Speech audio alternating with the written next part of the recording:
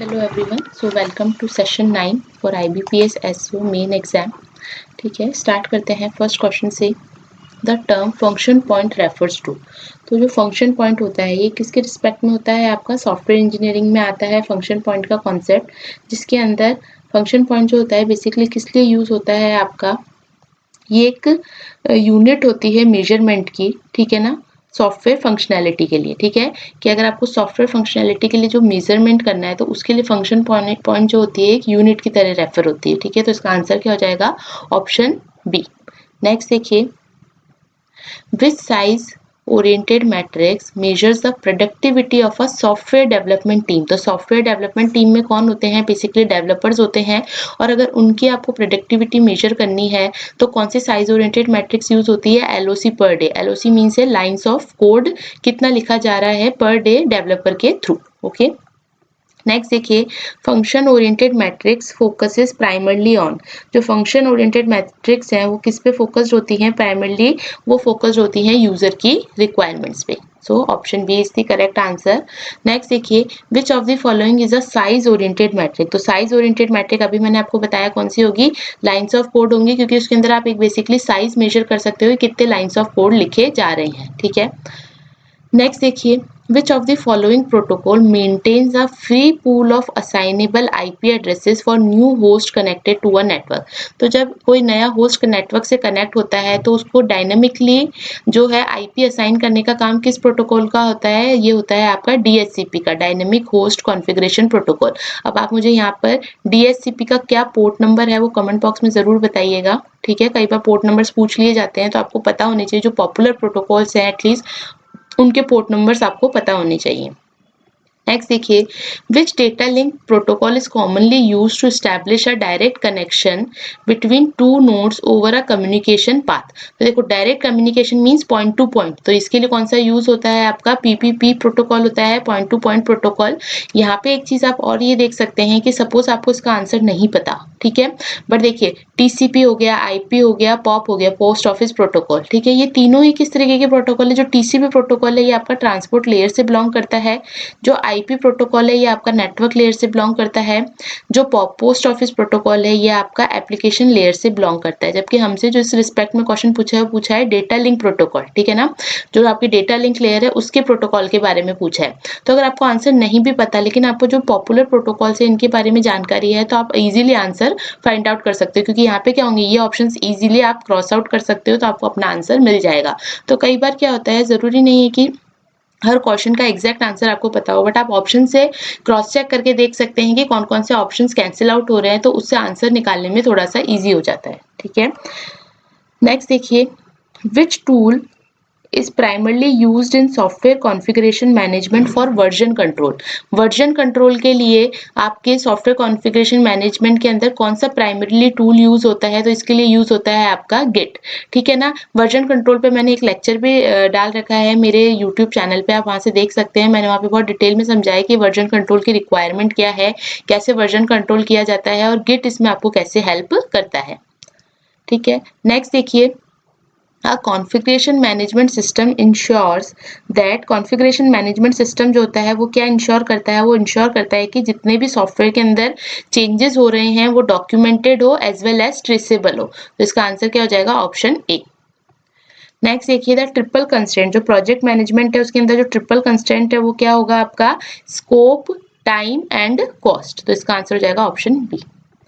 Next देखिए, in which testing all the modules of the systems are tested and integrated as a complete system. Means आप testing करना चाह रहे हो, testing किस तरीके की हो रही है कि जितने भी मॉड्यूल्स है ना सिस्टम के वो एक साथ इंटीग्रेट करके उसको एज अ कंप्लीट सिस्टम आप टेस्ट कर रहे हो। तो ये किस में होता है आपका? ये होता है आपका बिग बैंग के अंदर। ठीक है ना, बिग बैंग टेस्टिंग का मतलब ये है कि कंप्लीट सिस्टम को एक साथ लेके आप टेस्टिंग उस पर परफॉर्म करते हो। ठीक है, नेक्स्ट है आपका configuration management is not concern with. Configuration management जो है वो किससे कंसर्न नहीं है?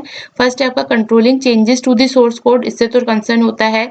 Choice of hardware configuration for an application, इससे कंसर्न नहीं होता। जबकि controlling documentation changes and maintaining version of software, इससे भी ये कंसर्न होता है, लेकिन जो ऑप्शन बी है उससे आपका कॉन्फ़िगरेशन मैनेजमेंट कंसर्न नहीं रखता। नेक्स्ट देखिए CMM कैपेबिलिटी मैच्योरिटी मॉडल, इसका मतलब क्या होता है? CMM मॉडल जो होता है ये एक मेथोडोलॉजी है जो किस लिए यूज होती है?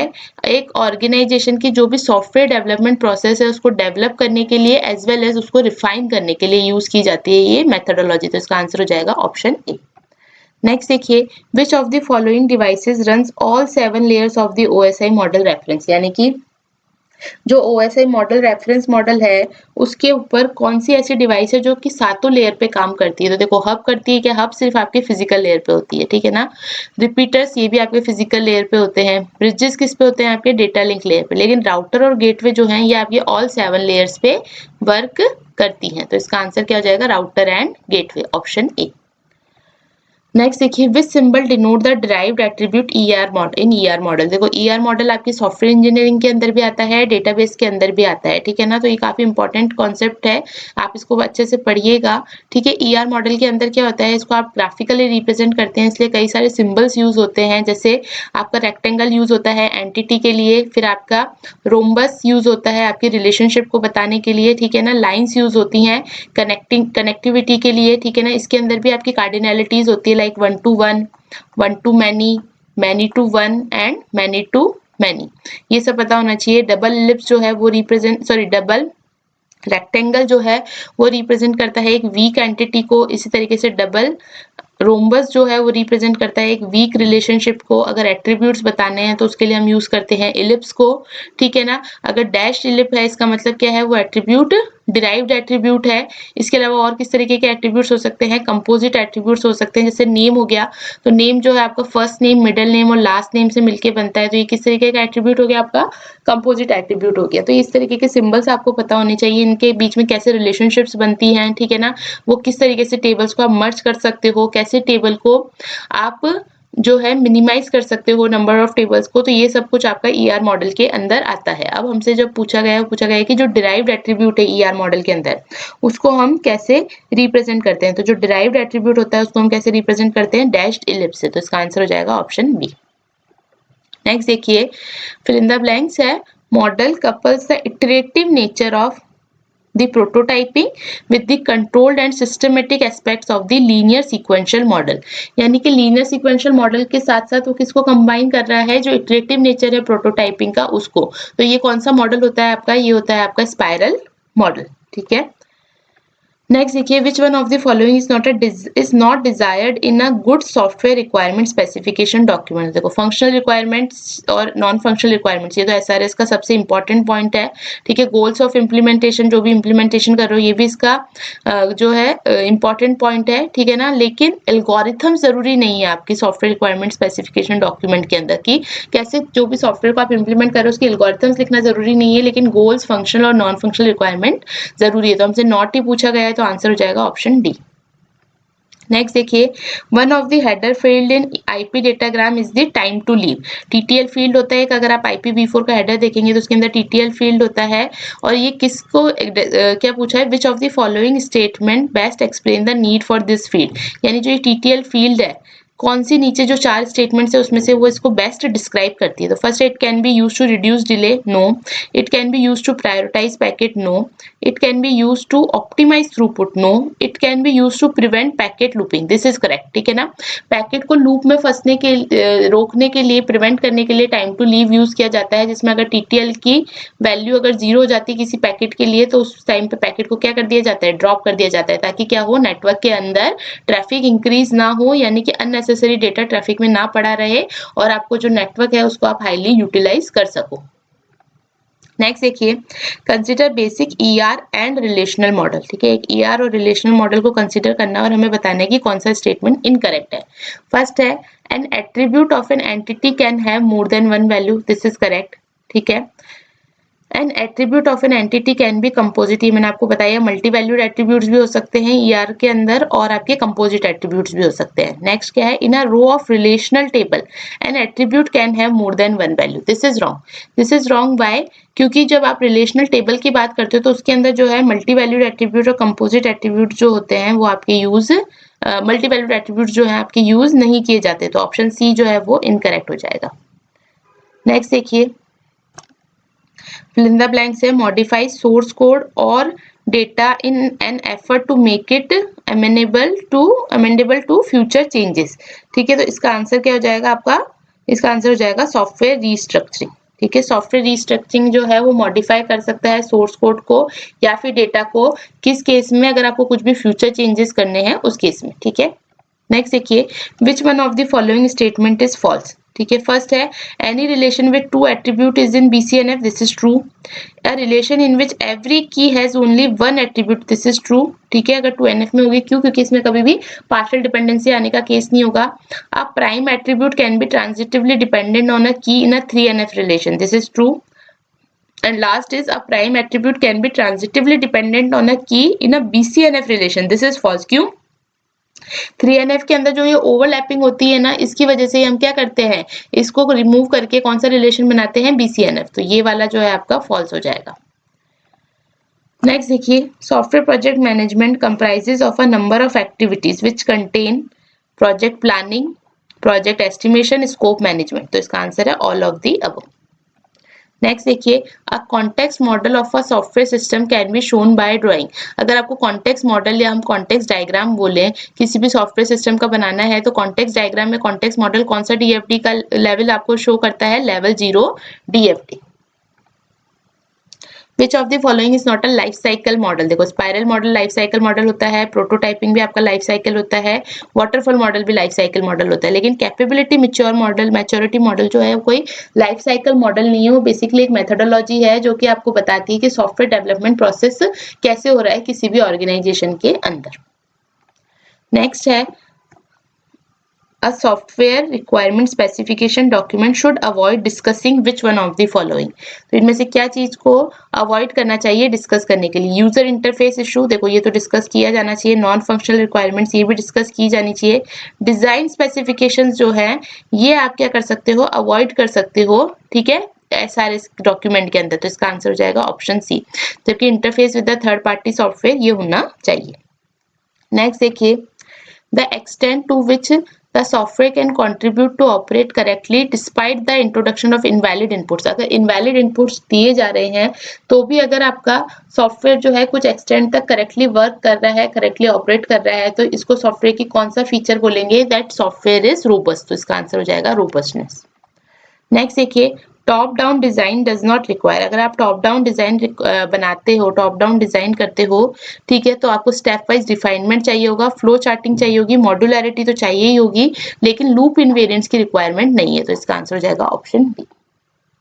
नेक्स्ट देखिए, which model is the simplest model in software requirement. देखो, इनमें से सबसे सिंपलेस्ट मॉडल आपका वाटरफॉल मॉडल होता है।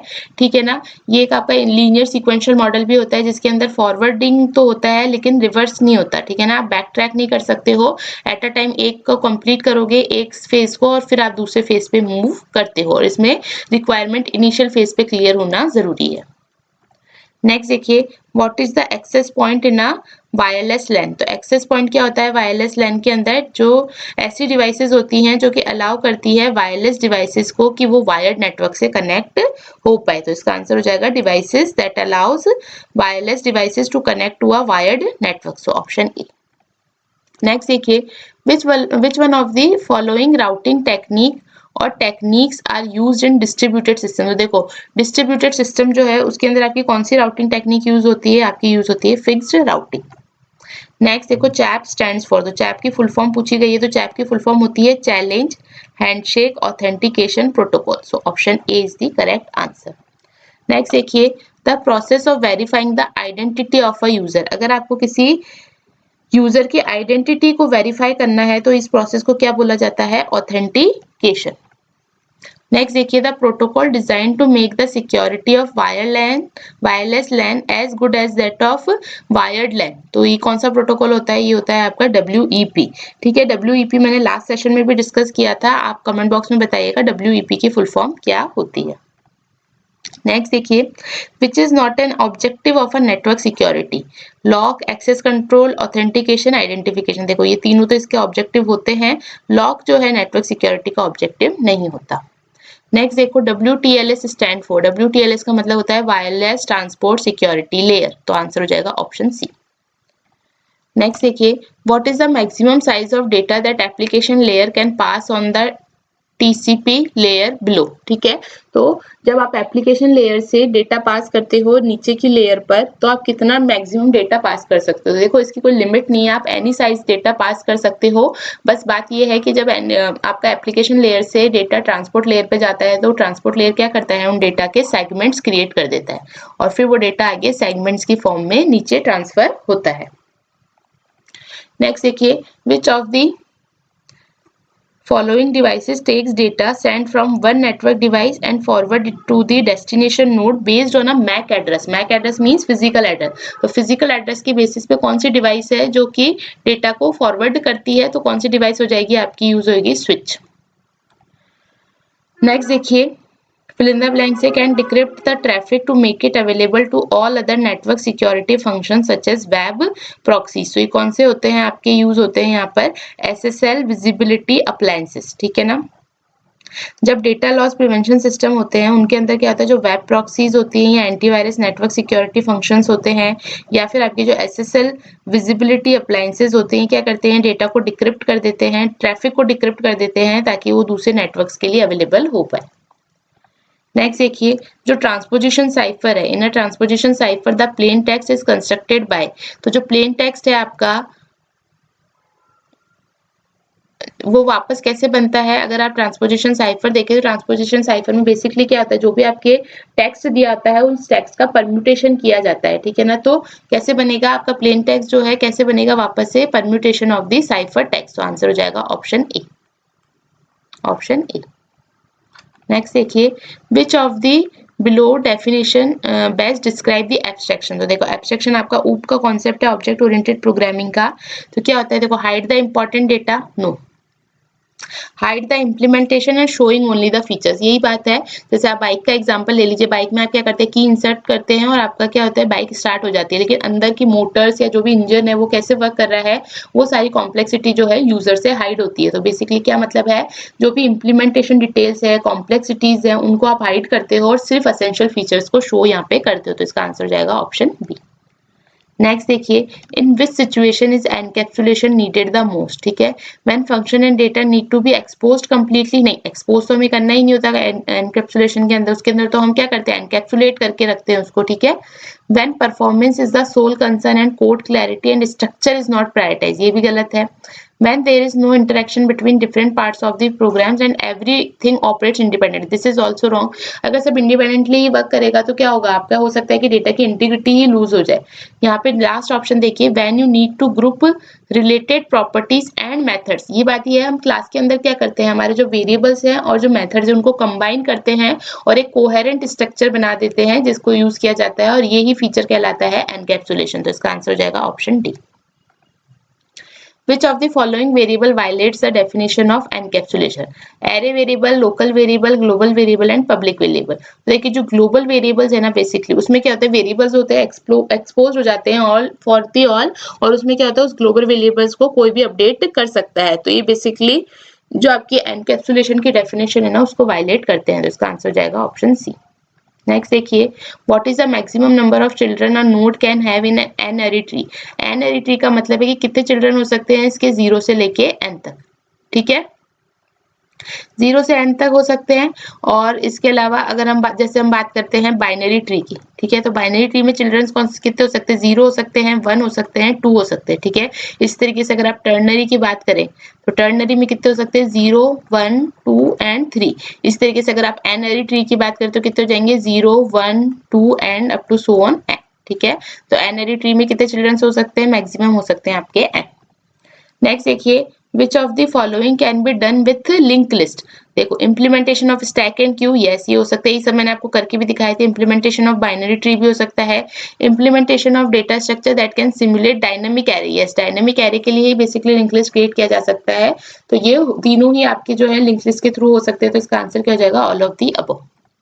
नेक्स्ट देखिए, what is the time complexity to insert an element to the rear of a link list. अगर कोई लिंक लिस्ट दिए रखी है आपको, ठीक है, और अब आपको क्या करना है, यहाँ पे एंड में जाके एक नया नोड क्रिएट करके ऐड करना है। तो उस केस में आपको क्या करना पड़ेगा, लिंक लिस्ट को पूरा ट्रैवर्स करना पड़ेगा, क्योंकि यहाँ पे हमारे पास इंडेक्स का कोई कॉन्सेप्ट नहीं होता। तो हमें क्या करना पड़ेगा, स्टार्ट पोजीशन से एक टेम्पररी पॉइंटर लेके उसको up to the last element तक हमें ट्रैवर्स करना पड़ेगा। तो इसका मतलब अगर n एलिमेंट्स हुए तो हमें कितनी देर तक ट्रैवर्स करना पड़ेगा, n ट्रैवर्सिंग करनी पड़ेगी। तो हमारी कॉम्प्लेक्सिटी कितनी हो जाएगी, अगर हमें लास्ट में किसी एलिमेंट को ऐड करना है तो हमारी कॉम्प्लेक्सिटी हो जाएगी ऑर्डर ऑफ 10।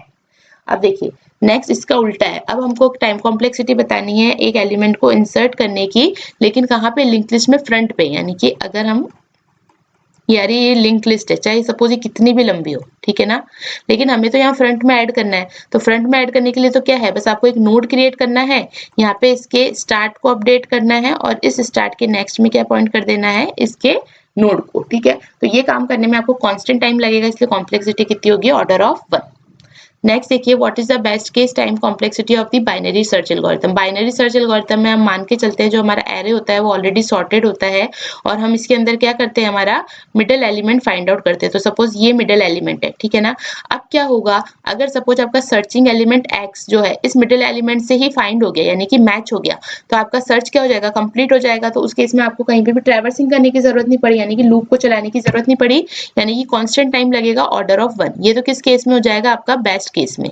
अगर हम वर्स्ट केस या एवरेज केस की बात करें तो उसमें क्या हो सकता है, एवरेज केस में कहीं मिडिल में आपको मिलेगा, और वर्स्ट केस में क्या होगा, या तो फर्स्ट वैल्यू जो होगी वो सर्चिंग एलिमेंट होगा, या फिर लास्ट वैल्यू जो होगी वो सर्चिंग एलिमेंट होगा, या फिर वैल्यू एग्जिस्ट ही नहीं करती होगी। उस केस में आपकी कॉम्प्लेक्सिटी कितनी लगती है, log base 2n। बेस 2 क्यों होता है, क्योंकि बाइनरी सर्च में होता है क्या, क्योंकि ऑलरेडी एरे सॉर्टेड है, तो आप या तो एक तरफ, या तो लेफ्ट की तरफ मूव करते हैं या फिर राइट की तरफ, यानी कि हर बार जो है आपकी लिस्ट जो है वो हाफ होती जाती है, इसलिए इसकी कॉम्प्लेक्सिटी किसमें आती है, लॉगरिथम में। नेक्स्ट देखिए, which of the following are applications of topological sort of a graph. तो ग्राफ के टोपोलॉजिकल सॉर्ट की कौन कौन सी है, देखो सेंटेंस ऑर्डरिंग आप कर सकते हो, कोड शेड्यूलिंग कर सकते हो, ओएस डेडलॉक डिटेक्शन में भी टोपोलॉजिकल सॉर्ट यूज होता है। तो इसका आंसर हो जाएगा ऑल ऑफ दी अबव।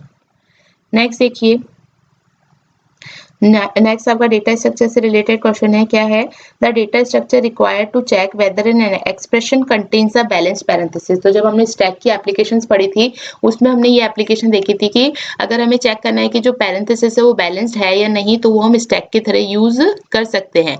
इसके अलावा और क्या होती है स्टैक की, आप इनफिक्स टू पोस्टफिक्स कन्वर्जन कर सकते हैं, पोस्टफिक्स इवेल्युएशन कर सकते हैं, इनफिक्स टू प्रीफिक्स कन्वर्जन कर सकते हैं, रिकर्जन भी परफॉर्म कर सकते हैं। तो ये सभी क्या है, आपकी स्टैक की एप्लीकेशन। ठीक है, नेक्स्ट देखिए, what is the length method used in Java string. किसके लिए आपका जो जावा के अंदर स्ट्रिंग के अंदर जो लेंथ मेथड यूज होता है वो किस लिए यूज होता है, ये फाइंड करने के लिए यूज होता है कि कितने नंबर ऑफ कैरेक्टर्स हैं आपकी स्ट्रिंग में। अभी यार ध्यान रखना है, स्ट्रिंग के अंदर तो लेंथ मेथड होता है, ठीक है, जबकि अगर एरे होता है उसके अंदर लेंथ क्या होता है, आपका एट्रीब्यूट होता है। ठीक है, नेक्स्ट देखिए, which method is use to convert a string to a upper case. अगर जावा के अंदर किसी स्ट्रिंग को अपर केस में कन्वर्ट करना है तो आप यूज करते हो टू अपर केस। ठीक है, लोअर केस में कन्वर्ट करने के लिए टू लोअर केस यूज होता है, ट्रिम करने के लिए जो आगे के फ्रंट और जो बैक के स्पेसेस होते हैं उनको ट्रिम करने के लिए ट्रिम यूज होता है, और रिप्लेस किसी भी कैरेक्टर को अगर आपको रिप्लेस करना है तो यूज होता है आपका रिप्लेस मेथड। नेक्स्ट देखिए, which of the following method is use to compare two strings for equality. अगर हमें इक्वालिटी चेक करनी है, यानी कि हमें चेक करना है दोनों स्ट्रिंग्स इक्वल है या नहीं, तो आपका कौन सा मेथड यूज होता है, इक्वल्स मेथड। नेक्स्ट देखिए, what happens when two strings objects are concatenated using the plus operator. तो आप ये चीज ध्यान रखिएगा, हीप के अंदर एक स्ट्रिंग पूल होता है जिसके अंदर सपोज अगर दो स्ट्रिंग्स ऑलरेडी क्रिएटेड है, और अगर मैं S1 को और S2 को कॉन्केटिनेट करती हूँ तो हमेशा क्या होगा, एक नया ऑब्जेक्ट बन जाएगा स्ट्रिंग का। ठीक है, क्यों ऐसा होता है, क्योंकि स्ट्रिंग्स जो होती है जावा के अंदर इम्यूटेबल होती है, यानी कि उनको आप चेंज नहीं कर सकते। अगर उसमें आप कुछ भी कॉन्केटिनेशन कर रहे हो तो वो क्या कर रहा है, एक नया ऑब्जेक्ट क्रिएट कर रहा है। तो यहाँ पे क्या हो जाएगा, आपका एक न्यू स्ट्रिंग ऑब्जेक्ट क्रिएट हो जाएगा। इसी वजह से क्या होता है, मेमोरी का जो वेस्टेज होता है यहाँ पर, इसलिए हम क्या करते हैं, जो हमारी म्यूटेबल स्ट्रिंग बफर या स्ट्रिंग बिल्डर को हम यहाँ पे यूज करते हैं रादर देन स्ट्रिंग। नेक्स्ट देखो, what is the difference between string builder and string buffer. देखो दोनों ही म्यूटेबल होती है, लेकिन इनमें मेन डिफरेंस यही है कि जो स्ट्रिंग बिल्डर होती है आपकी वो जो है थ्रेड सेफ नहीं होती, जबकि स्ट्रिंग बफर जो होती है आपकी थ्रेड सेफ होती है। ठीक है, तो स्ट्रिंग बफर आप बेसिकली जब मल्टी प्रोग्रामिंग यूज करते हो तो आप स्ट्रिंग बफर यूज करते हो, अदरवाइज अगर आपको फास्ट प्रोसेसिंग करनी है तो हम यूज करते हैं स्ट्रिंग बिल्डर को। नेक्स्ट देखिए, which of the following is true about MongoDB indexes. तो MongoDB इंडेक्सेस के लिए क्या ट्रू है, दे improve query performance, true, they increase disk usage, this is also true, they can be created on any feed, this is also true। तो इसका answer क्या हो जाएगा, all of the mentioned। Next देखिए, with what feature does MongoDB support a complete backup solution and full deployment monitoring। तो देखो इसके लिए जो आपका यूज होता है वो यूज होता है MMS, इसकी फुल फॉर्म होती है MongoDB मैनेजमेंट सर्विस, ठीक है। और ये किसके लिए अवेलेबल होता है, जितने भी क्लाउड के अंदर यूजर्स हैं उनके लिए, ठीक है। ऑल्सो जो आपके MongoDB के स्टैंडर्ड्स और एंटरप्राइज सब्सक्रिप्शन हैं उनके लिए भी ऑन प्रेमाइसेस ये आपका अवेलेबल होता है। नेक्स्ट देखो, how does MongoDB scale horizontal for load balancing purpose। तो load balancing purpose के लिए जो MongoDB है वो horizontally जो scale करती है वो कैसे करती है, with the help of sharding, ठीक है। sharding में क्या होता है, यूजर जो है एक shard की को चूज करते हैं जो कि डिटरमाइन करता है कि किस तरीके से जो कलेक्शन के अंदर डेटा है वो डिस्ट्रीब्यूट होगा। नेक्स्ट देखिए, विच MongoDB command remove all documents from a collection without dropping it. अगर आपको ड्रॉप नहीं करना है कलेक्शन को, सिर्फ डॉक्यूमेंट्स को रिमूव करना है तो आप कौन सा फंक्शन यूज करते हो, db.collection.remove। तो आंसर हो जाएगा ऑप्शन बी। नेक्स्ट देखिए, what is the purpose of MongoDB's replication feature to create multiple copies of data for high availability, to improve data consistency in queries, to backup data to external storage and to distribute data across various regions। तो जो MongoDB के अंदर replication feature है उसका purpose क्या है, to create the multiple copies of data for highly availability। Next is what is the default port for MongoDB। तो MongoDB के लिए जो डिफॉल्ट पोर्ट यूज होता है वो कौन सा यूज होता है, 27017, ठीक है ना। ताकि आप, ये एक डिफॉल्ट पोर्ट है जिससे कि आप डेटाबेस को कनेक्ट कर सकते हो।